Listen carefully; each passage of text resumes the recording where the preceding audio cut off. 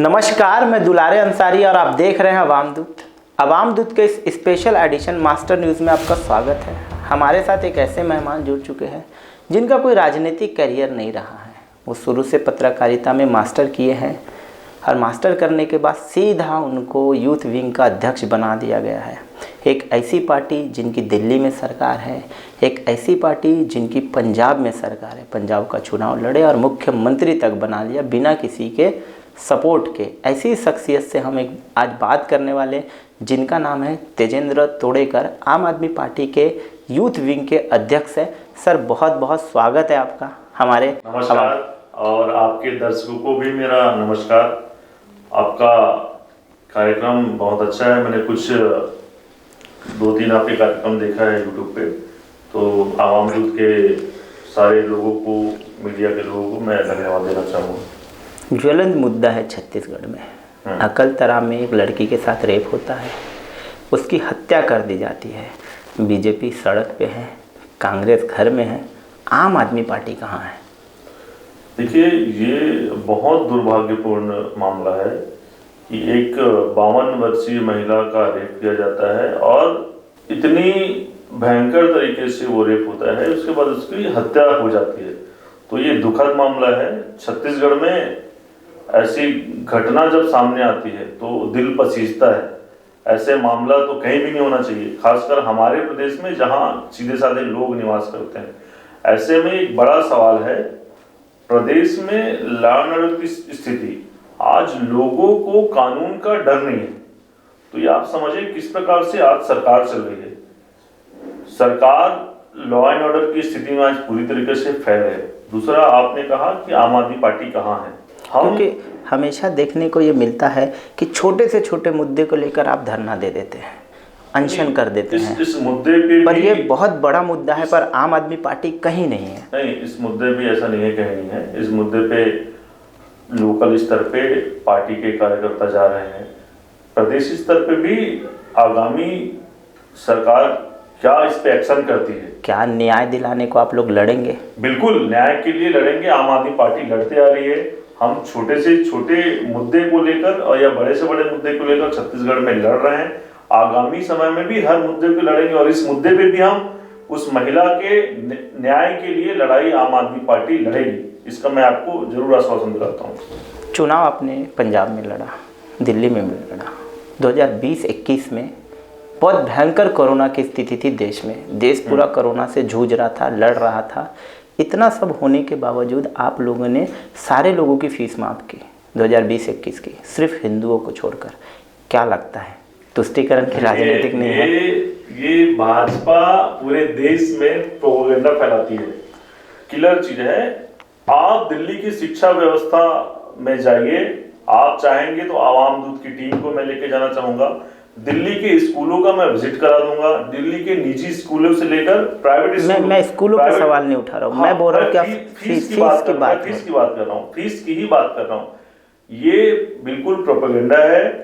आज दिल्ली में निजी स्कूल ने जो फीस लिया था वो सारे बच्चों का फीस माफ हुआ है। ऐसा नहीं कि सिर्फ हिंदुओं के बच्चे का नहीं हुआ है कि मुस्लिमों को बच्चे का हुआ है।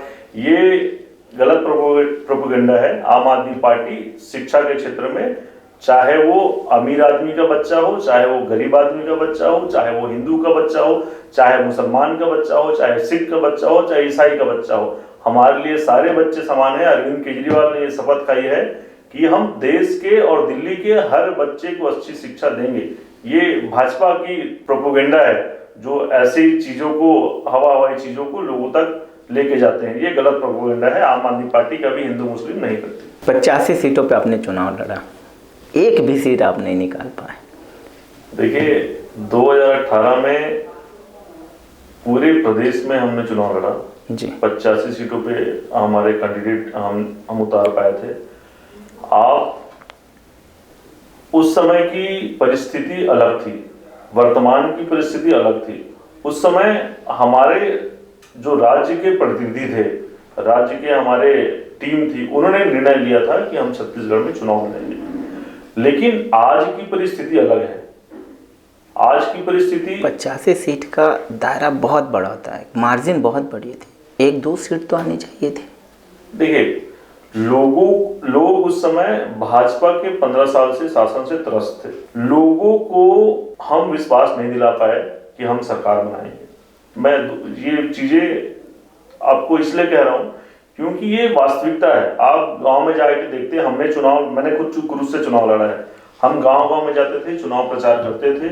लोगों का ये साफ कहना था कि अभी हम आपको वोट नहीं देंगे, क्योंकि हमारा संगठन स्तर, शायद संगठन का ढांचा उस प्रकार से तैयार नहीं हुआ था। लोगों को हम विश्वास नहीं दिला पाए, इसलिए लोगों ने हमको वोट नहीं दिया। लेकिन लोग कांग्रेस को वोट देना नहीं चाहते थे। लोग भाजपा को हराने के लिए मजबूरी में कांग्रेस को वोट दिए, क्योंकि उस समय कांग्रेस ये एक अच्छा चांस हो सकता था अगर आपने कैंपेनिंग किया होता, आपने लोगों को। हमने अपनी तरीके से पूरी मेहनत करी। हम शायद छत्तीसगढ़ की जनता को 2018 में आपको लगता है कि कहीं ना कहीं सिलेक्शंस में जो कैंडिडेट के सिलेक्शन थे, जो टिकट बांटे गए, वो कहीं गलत हो गए हो? पर गलत भी 85 के 85 नहीं हो सकते। कम से कम एक, मैं बार बार बोल रहा हूँ, एक ऐसी विधानसभा होनी थी जहाँ आम आदमी पार्टी का झंडा लहरा था, जहाँ आम आदमी पार्टी खड़ा होकर बोलता कि नहीं, बोलते कि कम से कम तो हम यहाँ पर सक्सेस है, कामयाब है। पर मतलब एक बहुत ये बात ना समझ में नहीं आती कि जिस पार्टी ने रातों रात सरकार बनाई हो दिल्ली में, जिस पार्टी में ने एकदम से पंजाब में बड़ी सरकार खड़ी कर दी हो, बट वो छत्तीसगढ़ में सिर्फ 90 विधानसभा से 85 विधानसभा में चुनाव लड़ती है, पर कहीं कोई ना एमएलए देखने मिल रहा है, ना पार्षद देखने मिल रहा है। कोई तो एक बड़ी वजह है। शायद आप जो मैनिफेस्टो बना रहे हैं, कहीं गलती लग रही है आपको?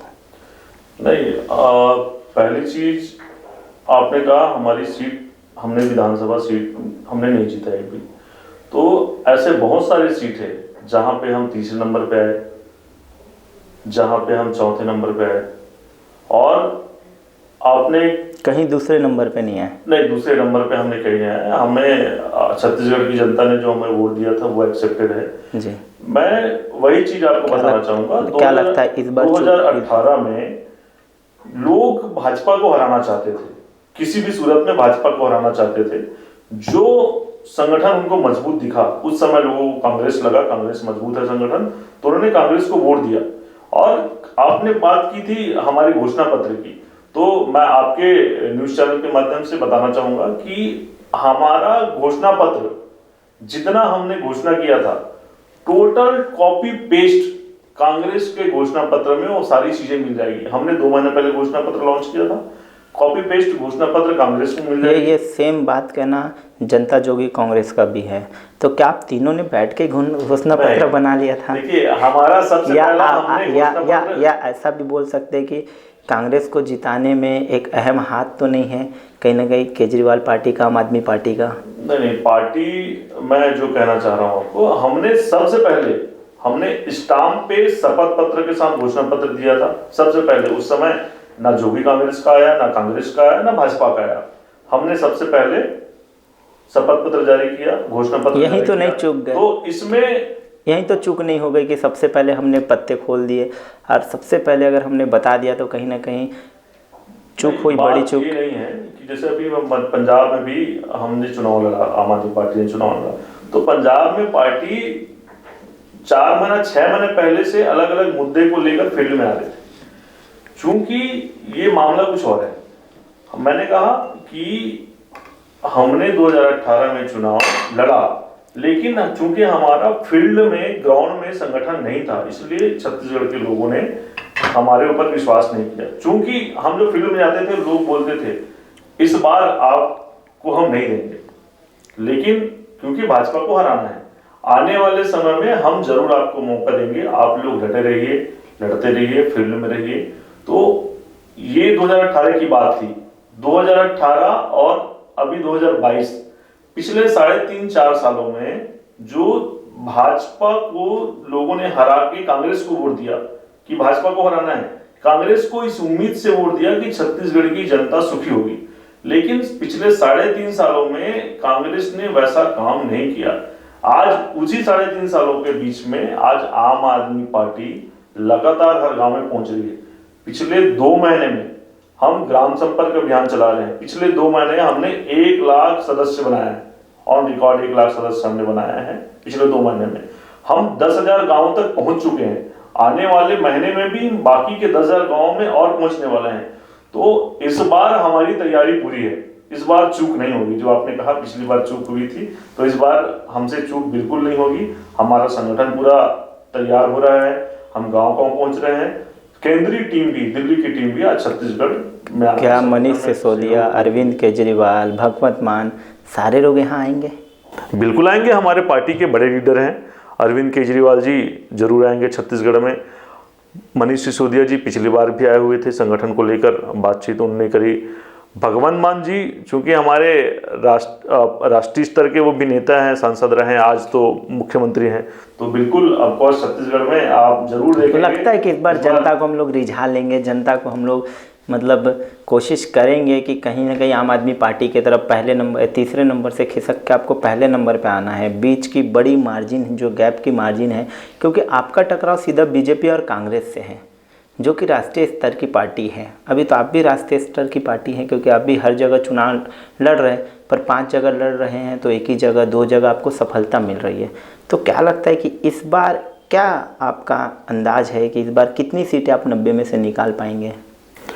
देखिए, आम आदमी पार्टी पूरी ताकत से चुनाव लड़ने वाली है।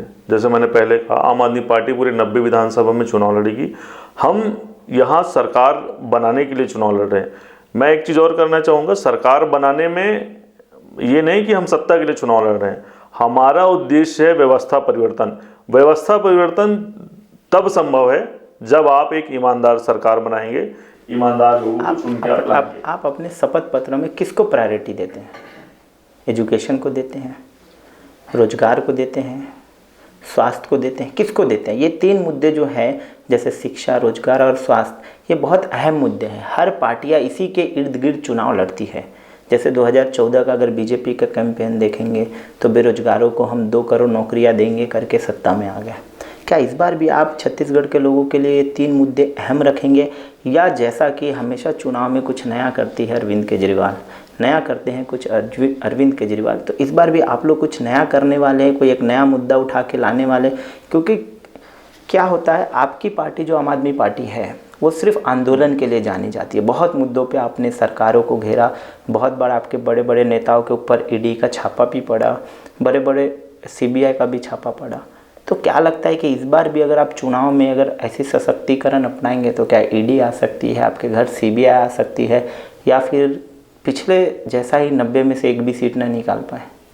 नहीं, देखिए, ये आपने जो कहा, जो आम आदमी पार्टी का जो मुद्दा है, आप कह रहे हैं बीजेपी कांग्रेस भी उसी मुद्दे पे चुनाव लड़ती है, लेकिन आम आदमी पार्टी की राजनीति और भाजपा कांग्रेस की राजनीति में फ़र्क इसलिए है क्योंकि आज जो मुद्दा है, बेसिक मुद्दा, बिजली, पानी, शिक्षा, स्वास्थ्य, रोजगार। बिजली की बात करें तो आज मात्र पूरे देश में 2 राज्यों में सरकार है आम आदमी पार्टी की, और दोनों राज्य में बिजली आज फ्री है। समझिए, हाफ यूनिट फ्री है बहुत सारे लोगों। दिल्ली में 200 यूनिट बिजली फ्री है, पंजाब में हमने 1 जुलाई से 300 यूनिट बिजली मुफ्त दिया है। उसके अलावा दिल्ली में 400 यूनिट तक बिजली का बिल आधा आता है।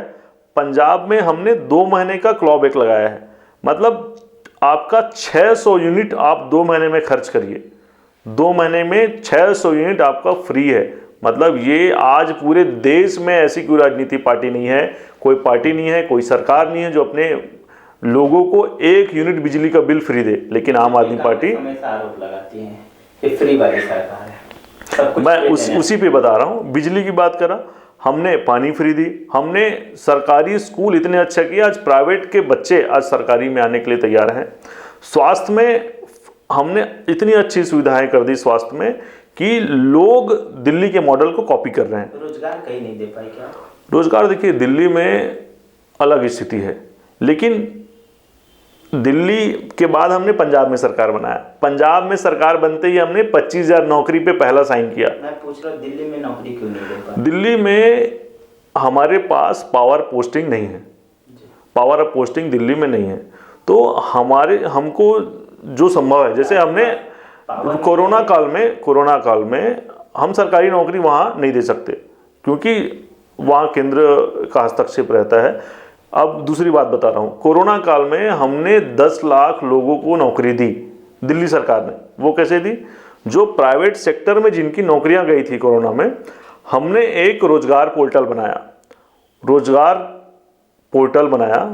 पोर्टल में नौकरी जिनको चाहिए उन्होंने रजिस्टर किया, और जो नौकरी देने वाली कंपनियां हैं उनने उस पोर्टल पर रजिस्टर किया। तो पिछले साल हमने कोरोना काल के बाद 10 लाख लोगों को रोजगार दिया है। ये ऑन रिकॉर्ड है, दिल्ली के आप जॉब पोर्टल में जाके सर्च कर सकते हैं। दूसरी चीज, फ्री की आप बात कर रहे हैं। पूरे देश में आम आदमी पार्टी की दिल्ली सरकार एकमात्र सरकार है जो प्रॉफिट की सरकार है। सीएजी की रिपोर्ट है। सीएजी की रिपोर्ट में दिल्ली सरकार को बताया गया है कि पिछले अभी इस साल के भी अभी कुछ दिन पहले रिपोर्ट आई है, उसमें 7,600 करोड़ रुपए के सरप्लस में दिल्ली सरकार है। तो हम बिजली भी फ्री दे रहे हैं, हम पानी भी फ्री दे रहे हैं, हम सरकारी स्कूल अच्छा कर रहे हैं। छत्तीसगढ़ में सरकार बनाएंगे तो बिजली पानी तो फ्री दे देंगे, रोजगार देंगे या नहीं? छत्तीसगढ़ में रोजगार की अपार संभावना है। छत्तीसगढ़, आप इसलिए तो नहीं कह रहे हैं कि अपार संभावना है क्योंकि अभी चुनाव लड़ना है, चुनाव के बाद स्थितियां बदलती है। जो पार्टियां चुनाव के पहले बोलती है, चुनाव के बाद वो 50-60% कम हो जाता है, इवन 70% तक कम हो जाता है। फुलफिल करने में 10-20% ही करके बड़े बड़े डिबेट में आकर अपनी कार्यकारिणी को गिना दिया जाता है। तो मैं वही पूछना चाह रहा हूँ कि सिर्फ इसी 2 मुद्दे पे चुनाव लड़ेंगे या छत्तीसगढ़ के लोगों के लिए आप रोजगार को प्रायोरिटी देंगे या नहीं देंगे? जिस तरीके से चुनाव में आपका मुद्दा है रोजगार भी देंगे, आपने अभी तक सारी बातों में सिर्फ ये दिखा कि आपने शिक्षा को अच्छा किया है, स्वास्थ्य को भी अच्छा किया, पर रोजगार को नहीं कर पाए हैं। तो क्या लगता है कि छत्तीसगढ़ में भी कहीं आप एजुकेशन को अच्छा कर देंगे, स्वास्थ्य विभाग को अच्छा कर देंगे, या इस बार तीनों मुद्दों पे आपकी प्रायोरिटी रहेगी कि हमको रोजगार भी देना है इस बार? क्योंकि एक गरीब आदमी अच्छा खासा पैसा खर्चा करता है एजुकेशन पे, एक बच्चे को पढ़ाता है, अच्छे से अच्छे स्कूल में पढ़ाता है ताकि एक अच्छी नौकरी मिल सके। आप ये समझ सकते हैं कि जो प्राइवेट सेक्टर है उसकी हालत क्या है। हर आदमी गवर्नमेंट सेक्टर में नौकरी पाना चाहता है, हर किसी को नहीं मिल सकता है, पर जो चुनाव में वादे होते हैं कि इतने लाख इतने करोड़ नौकरियां दी जाएगी, क्या इस बार जो वादा आप करेंगे बेरोजगार लोगों के साथ? क्योंकि कहीं ना कहीं सरकार बनाने में युवा जो है वो एक अहम जिम्मेदारी निभाता है, और आप युवा विंग के अध्यक्ष हैं। सारे युवाओं की जिम्मेदारी पार्टी ने आप ही के ऊपर डाल दी है। तो क्या लगता है कि इस बार क्या हो सकता है युवाओं के साथ? देखिए, छत्तीसगढ़ में जब से छत्तीसगढ़ बना है, आज छत्तीसगढ़ भी युवा है। 22 साल हो गए हम छत्तीसगढ़ को बने। जो भी सरकार आई, शुरू में 3 साल कांग्रेस की सरकार रही, 15 साल भाजपा की सरकार रही, अभी 3.5 पौने 4 साल से कांग्रेस की सरकार वापस से है। इन्होंने अपने चुनावी घोषणा पत्र में जो वादा किया था, आप समझेंगे, पिछले साल भूपेश बघेल सरकार ने विज्ञापन दिया कि हमने 5 लाख युवाओं को नौकरी दी। उनका एक विज्ञापन आपको शहर के पूरे प्रदेश में हर कोने में दिख जाता कि हमने 5 लाख युवाओं को नौकरी दी। जब उसी सवाल को विधानसभा में उठाया जाता है तो वो आंकड़ा पेश करते हैं, हमने 20,000 लोगों को नौकरी दी। तो ये सरकार युवाओं के साथ छल कर रही है। दूसरा, आज छत्तीसगढ़ के सरकारी विभागों में, सिर्फ सरकारी विभागों में लगभग 4 लाख पद रिक्त हैं। मेरे पास आरटीआई से मैंने आंकड़ा निकाला है, 4 लाख पद छत्तीसगढ़ के सरकारी विभागों में रिक्त हैं। दूसरा चीज, छत्तीसगढ़ में आज 20 लाख के आसपास पंजीकृत बेरोजगार हैं।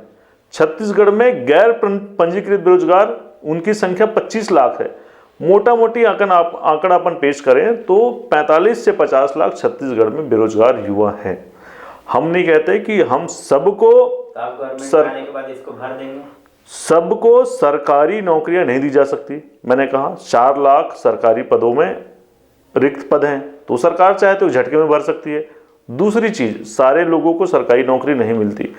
प्राइवेट सेक्टर में आज छत्तीसगढ़ का एक बंदा, बेरोजगार बंदा, एक लड़का या कोई लड़की, अगर सरकार के पास सरकारी विभागों में, चाहे वो मुख्यमंत्री स्वरोजगार योजना के अंदर हो, चाहे प्रधानमंत्री स्वरोजगार योजना के अंदर हो, कोई भी बंदा, चाहे वो मुद्रा लोन के अंदर हो, कोई भी पढ़ा लिखा शिक्षित बेरोजगार अगर उस कार्यालय में ऋण लेने के जाता है तो उस कार्यालय में उस बंदे को ऋण नहीं दिया जाता, उसको वापस किया जाता है कि आप बेरोजगार हो, आप बेरोजगार हो, आप ऋण कैसे चुकाओगे? भाई आप बच्चे को मौका दोगे व्यवसाय करने का, तभी तो ऋण चुकाएगा, तभी तो व्यवसाय करेगा।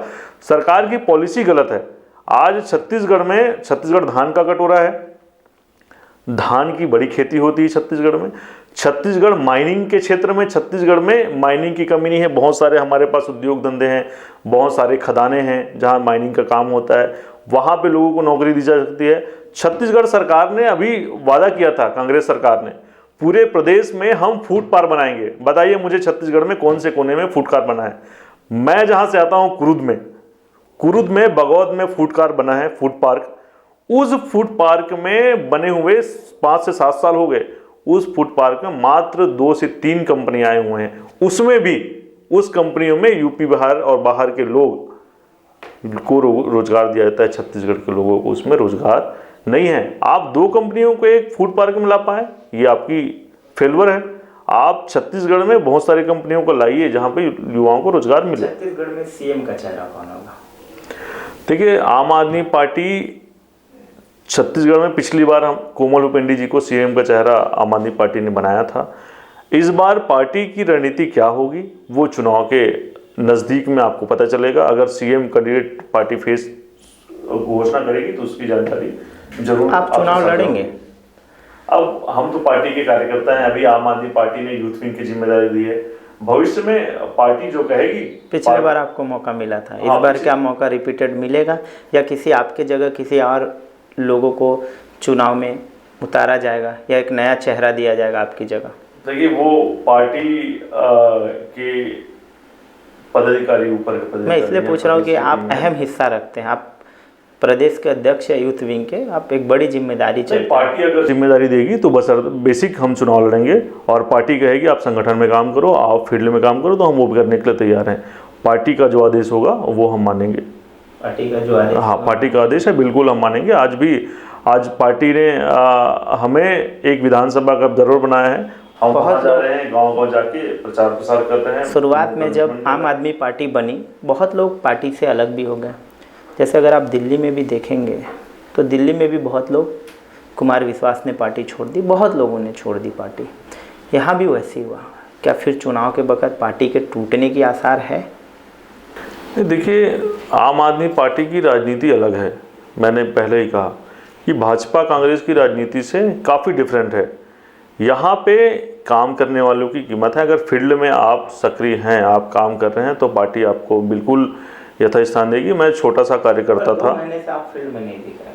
नहीं, फील्ड में आप, मैंने कहा ना कि हम पिछले 2 महीने से हर गांव में हमारा ग्राम संपर्क, राजधानी में चाहे उत्तर हो चाहे पश्चिम हो, ये विधानसभा की बात करो, चाहे ग्रामीण विधानसभा हो चाहे धरसीवा हो, सारे में आपको गांव में हमारे वार्ड में, घर में हमारे कार्यकर्ता आपको पहुंचते हुए दिख जाएंगे। कहा जाता है कि जो राजधानी में जो गूंज होती है वो पूरे छत्तीसगढ़ में सुनाई देती है। आम आदमी पार्टी की गूंज राजधानी में ही नहीं है?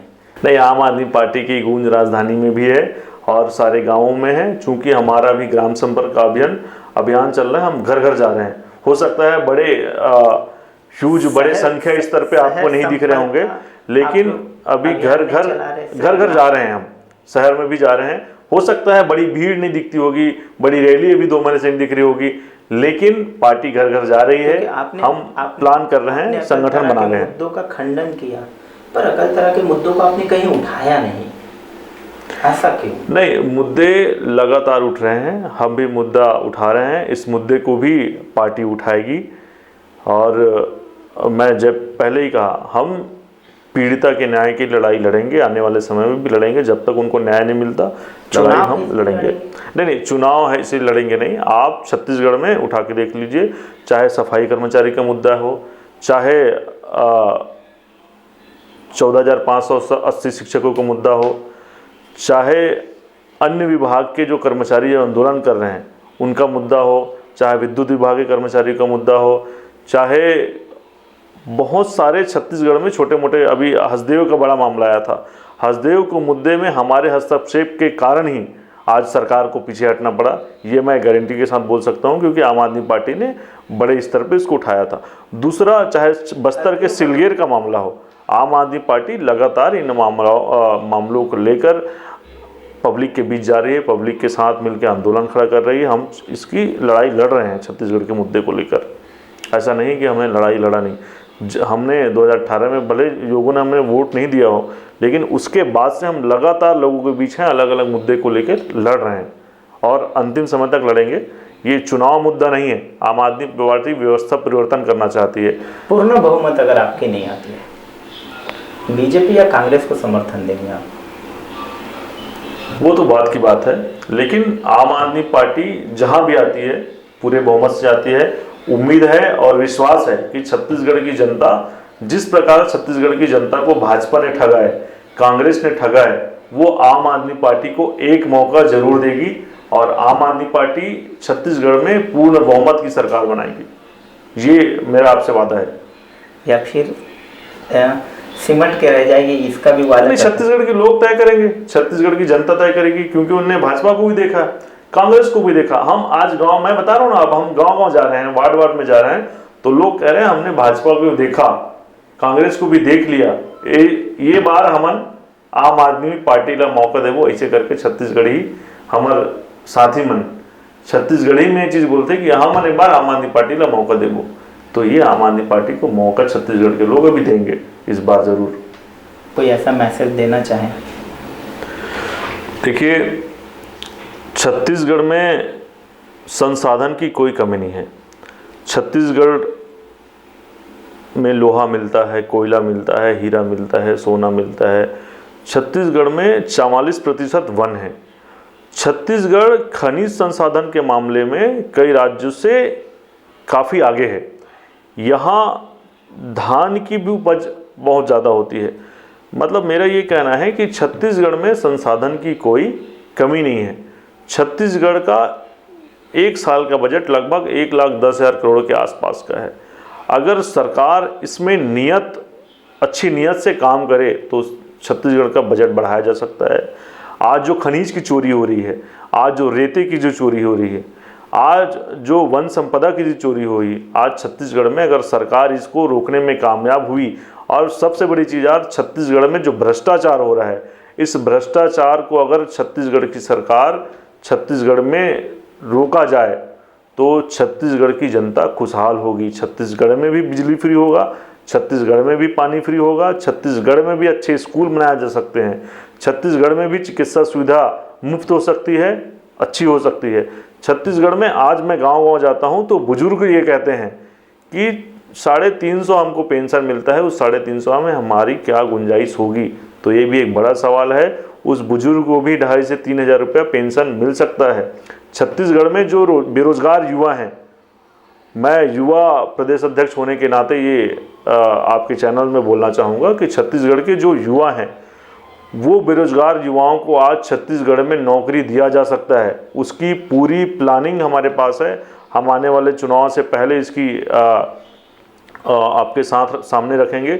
दूसरी गरीब जो बेरोजगार युवा हैं, उनको भी जो कांग्रेस सरकार ने जो वादा किया था कि 2,500 बेरोजगारी भत्ता देंगे, वो भी कांग्रेस सरकार ने पूरा नहीं किया। लेकिन आम आदमी पार्टी बेरोजगारी भत्ता भी देगी, आम आदमी पार्टी नौकरी भी देगी। ये हम युवाओं के साथ हैं। और आज जो प्रदेश के जितने भी कर्मचारी संगठन आज जो हड़ताल कर रहे हैं, ये आंदोलन कर रहे हैं, उनसे मैं एक और वादा करना चाहूँगा आपके चैनल के माध्यम से कि सारे कर्मचारियों को रेगुलर किया जाना चाहिए। जो अनियमित कर्मचारी है, जो सफाई कर्मचारी हैं, उनकी उचित तनख्वाह देनी चाहिए। जो आंगनबाड़ी की महिलाएं हैं जो आज आंदोलन कर रही है, आज दिल्ली में पूरे देश में सबसे ज़्यादा 14,000 रुपया वेतन आज दिल्ली में आंगनबाड़ी की महिलाओं को दिया जाता है। हम छत्तीसगढ़ की जनता को खुशहाल बनाएंगे। छत्तीसगढ़ में दोबारा मैं बोलना चाहूँगा, पैसे साधन की कमी नहीं है। छत्तीसगढ़ में सिर्फ अच्छे नियत वाले सरकार की कमी है, ईमानदार व्यक्ति की कमी है। धन्यवाद। देख रहे थे, एक स्पेशल मैसेज था छत्तीसगढ़ जनता के लिए आम आदमी पार्टी की तरफ से। हमारे साथ आप देख रहे थे तेजेंद्र तोड़ेकर, जो आम आदमी पार्टी के युवा विंग के छत्तीसगढ़ के प्रदेश अध्यक्ष हैं। तमाम बड़ी खबरों के लिए आप देखना न भूलें आवाम दूत।